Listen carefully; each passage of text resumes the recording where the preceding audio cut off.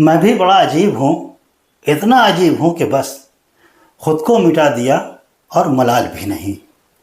ये शायरी बिना बड़ी अजीब चीज़ होती है। इसमें शायर अपने जज्बात को, अपने जो एक्सपीरियंस होता है उसे अपने खून की स्याही से पन्ने पर लिखता है। तो दोस्तों, शायरी अगर नहीं तो ज़िंदगी में कुछ भी नहीं। तो आज हमने अपने पॉडकास्ट में एक ऐसे ही इलाहाबाद के मशहूर शायर फैज़ इलाहाबादी साहब को बुलाया है। फैज़ साहब, हमारे पॉडकास्ट में आपका स्वागत है। बहुत शुक्रिया। तो आपसे हमारा पहला सवाल यही रहेगा कि आप किस तरह के शायर हैं? शायर इनकलाब हैं, रोमानी शायर हैं या सियासी शायर हैं? सबसे पहले, आज तक मैंने जितनी भी शायरी की है या तो इनकलाबी की है या तो सियासी की है। रोमानी की तरफ कभी जो है मेरा जहन गया ही नहीं।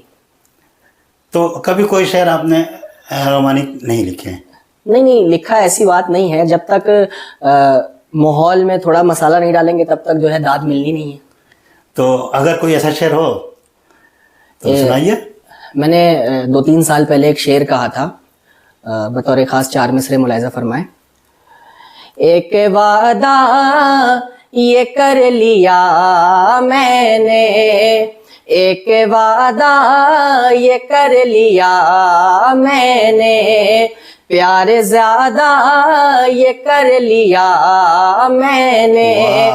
माँ की तुमको बहू बनाऊंगा, माँ की तुमको बहू बनाऊंगा, अब इरादा ये कर लिया मैंने, अब इरादा ये कर लिया मैंने। माँ की बहू तुम्हें बनाऊंगा, माँ की बहू तुम्हें बनाऊंगा।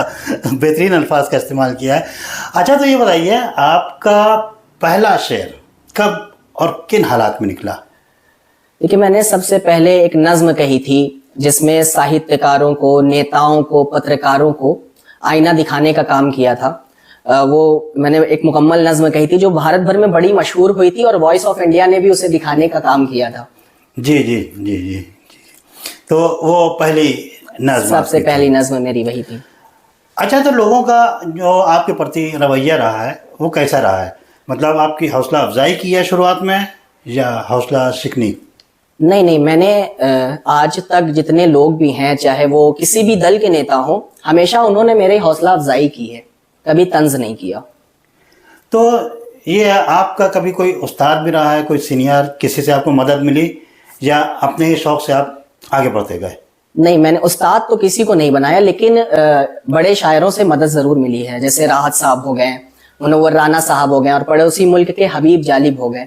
उन लोगों को मैंने ज्यादा पढ़ना और सुनना पसंद किया और उन्हीं से आपने सीखा है। तो ये आपकी जो शायरी है, इसकी शुरुआत आपकी कैसे हुई? मतलब किसी मुशायरे से, मंच से या फिर दीवान से?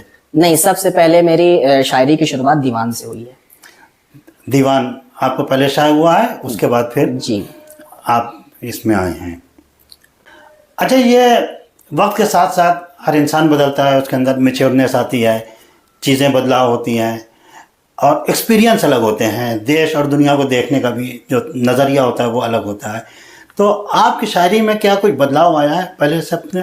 नहीं, बिल्कुल बदलाव आया है। पहले मैं शेर कुछ जो इधर से उधर हो जाते थे, फिर मैंने एक मौजू को पकड़ कर जो है शेर कहने की और नज्म कहने की कोशिश की, तो बड़ा बदलाव आया है।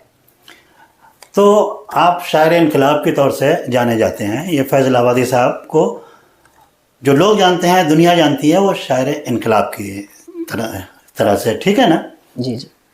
तो कोई अपनी बढ़िया सी नज्म सुनाइए, इनकलाबी नज्म। एक नज्म मैंने कही थी जो वक्त हालात है, वतन परस्ती का सबूत मांगा जाता है, इसके हवाले से मैंने नज्म कही थी। उसमें जितने भी इतिहास के हमारे फ्रीडम फाइटर गुजरे हुए हैं, हमारे आबा व अजदाद गुजरे हुए हैं, जिनका किरदार रहा है, मैंने उस नज्म में पिरोने की कोशिश की है। सुने।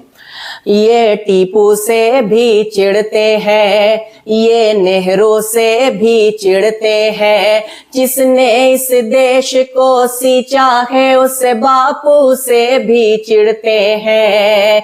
ये टीपू से भी चिढ़ते हैं, ये नेहरू से भी चिढ़ते हैं, जिसने इस देश को सींचा है उस बापू से भी चिढ़ते हैं। पहले नफरत थी मुल्लाओं से, खाली सुना था मैंने, लेकिन हमारे देश में तो साधु से भी चिढ़ते हैं, लेकिन हमारे देश में तो साधु से भी चिढ़ते हैं।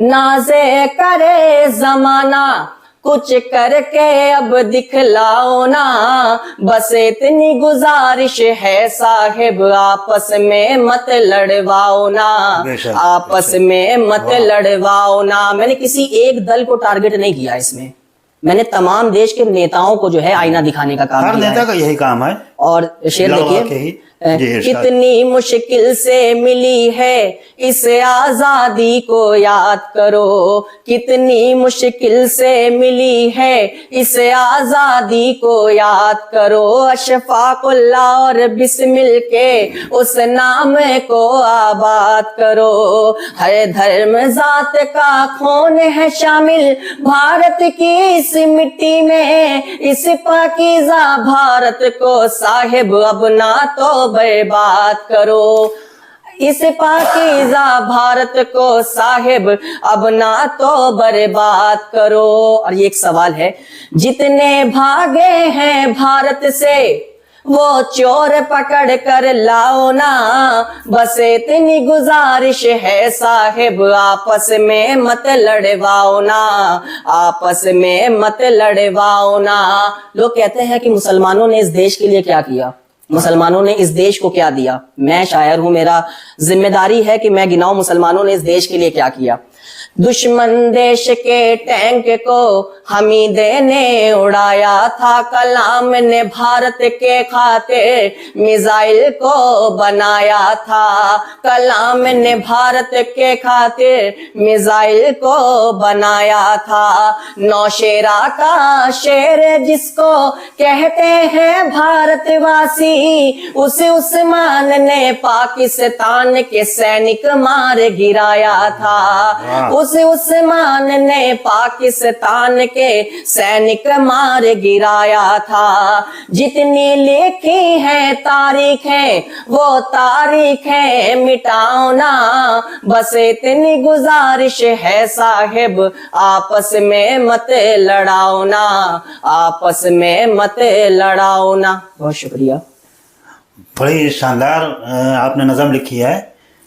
ये आपकी शायरी में इतना दर्द और इतनी सच्चाई और इतना अनुभव, ये कहाँ से आया? देखिए, मैं हालाते हाजरी का शायर हूँ, हालाते हाजरी पे शेर कहना ज़्यादा पसंद करता हूँ। तो जो मुल्क में और मुल्क में जो दर्द है, मैं बस उसी को पिरोने की कोशिश करता हूँ। ये मुल्क का दर्द है, मेरे शेर का दर्द नहीं है ये, लेकिन निकल रहा है आपके लहू से। अच्छा, ये बताइए कि मोहब्बत ये बहुत ज़रूरी भी चीज़ है और हर दिल में होना भी चाहिए।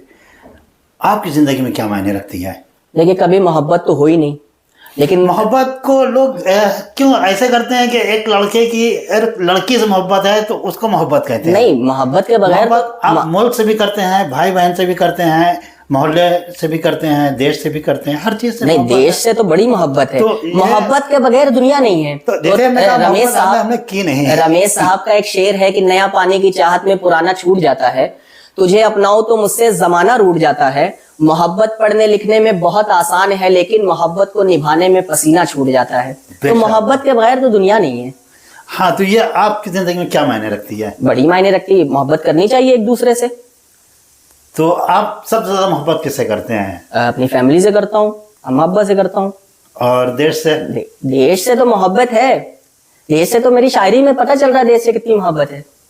लेकिन कोई लड़की आपकी जिंदगी में नहीं आई? कभी नहीं आई। आने की उम्मीद है? ये तो वक्त और हालात बताएंगे। कब क्या हो जाए। लेकिन हाँ, कैमरे में बताइए भी नहीं तो अभी घर जाना है।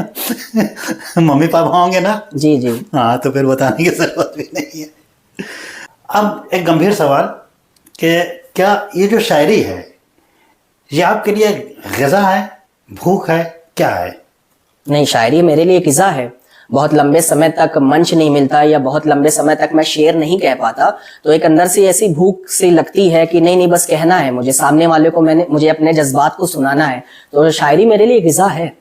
अच्छा, जैसे आपने कहीं भी कोई चीज़ देखी, कोई किसी को परेशान कर रहा है, किसी गरीब को देखा कि ठंड में कुड़ रहा है, उसके पास कंबल नहीं है, या किसी तरह की परेशानी देखी, तो क्या आपको लगता है कि इसको हम अपनी शायरी से बयान करके लोगों तक पहुंचाएं ये समस्या? ऐसा आपको लगता है? बिल्कुल बयान करना चाहिए, और आइंदा, अभी तक तो मैंने नहीं किया लेकिन आइंदा करने की कोशिश ज़रूर करूँगा। अच्छा, कोई ऐसा जज्बा, कोई ऐसी चीज़ जो आपने अपनी शायरी में अभी न डाला हो और आपको लगता हो कि ये हमको कहना चाहिए? नहीं, अभी तक ऐसा कोई जज्बा नहीं है जिसे मैंने अपनी शायरी में नहीं ढाला हो। अच्छा, ये बताइए, जो सच्चाई बोलना बहुत मुश्किल काम है। झूठ तो आप जितना बोलिए कोई फर्क नहीं पड़ता, बिल्कुल, और सच बोलना सबसे मुश्किल काम है आज के दौर में। सच बोलेंगे तो आपकी गिरफ्त होगी। तो कभी क्या सच बोलने की कीमत आपने चुकाई है? नहीं, अभी तक तो नहीं चुकाई, लेकिन कभी सच बोलने की कीमत चुकानी पड़े तो भी मैं सच्चाई से पीछे नहीं हटूंगा। मेरा एक शेर है कि मेरा ताज़ा जख्म कोई भर नहीं सकता, मरा हुआ दोबारा मर नहीं सकता, मैं तो शायर हूं हर दौर में सच लिखूंगा, मेरी कलम से कोई सौदा कर नहीं सकता। सच लिखने से डर नहीं लगता? बिल्कुल भी नहीं। ये अब एक सवाल आपसे पूछते हैं कि आज के दौर में शायर की आवाज़ कितनी असरदार है? कितना लोग, जैसे दौर आज़ादी में आप देखिए शायरों ने बड़ा काम किया है, बड़ी नज़में लिखी हैं और बड़े अच्छे अच्छे शेर लिखे हैं, जिससे लोगों के अंदर एक वलवला पैदा होता था और वो आज़ादी के लिए जान देने और कुर्बानी देने को एकदम तैयार रहते थे। तो आज के दौर में शायर की क्या कुछ असर बचा है? आज के दौर में तो किसी की भी बातों का असर नहीं है, चाहे वो पत्रकार हो, चाहे साहित्यकार हो, नेता प्रतिपक्ष हो, चाहे वो जितना बड़ा भी नेता हो, जितना बड़ा भी पत्रकार हो, आज के दौर में किसी की बात असरदार है ही नहीं है मेरे हिसाब से। मतलब आप कह रहे हैं कि पब्लिक अपनी मनमानी करती है? नहीं, पब्लिक अपनी मनमानी नहीं करती, सत्ता में बैठे लोग अपनी मनमानी करते हैं, वो नहीं सुनते। हाँ। अच्छा, अगर आप शायर ना होते तो क्या होते? देखिए, मैं बहुत छोटी सी उम्र से शायरी कर रहा हूँ, तो हमेशा मैंने सोचा है कि मैं शायर ही बनूं। शायर ना होते तो वो तो हालात और वक्त तय करता, अगर शायर ना होते तो क्या होते। तो मैं बहुत छोटी सी उम्र से शायरी कर रहा हूँ, तकरीबन 10 साल की उम्र से मैं शायरी कर रहा हूँ। इसके अलावा कोई आपका शौक कभी नहीं रहा? नहीं, शौक नहीं रहा, तालीम से जुड़ने का शौक है। पढ़ाई कर रहा हूँ अल्हम्दुलिल्लाह से, ग्रेजुएशन कंप्लीट है मेरा और LLB की पढ़ाई कर रहा हूँ मैं। शायरी सिर्फ काफिया बंदी और बहर का नाम नहीं है, ये उस शायर की सांसों की आवाज़ होती है जो उसने ज़िंदगी से उधार ली होती है। आज हमने एक ऐसी ज़िंदगी को जाना है जो अल्फाज बनकर हमारे दिलों तक पहुंची है। अगर आपको हमारा ये सफ़र पसंद आए तो हमारे इस पॉडकास्ट को शेयर करें, लाइक करें और हमारे चैनल को सब्सक्राइब करें।